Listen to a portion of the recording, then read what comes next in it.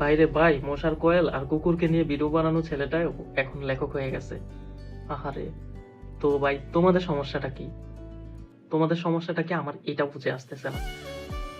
যদি তোমার ওরে পছন্দ না হয় তাহলে তুমি বই কেনা থেকে দূরে থাকো, যদি তোমার পছন্দ হয় তাহলে তুমি এপ্রিসিয়েট করো, ওর বই কিনো। তো ওরে যারা পছন্দ করে তারাই তো ওর বইটা কিনতেছে, তারাই তো ওর জন্য হই হুল্লোড় করতেছে। যাদের পছন্দ না তারা তো করতেছে না।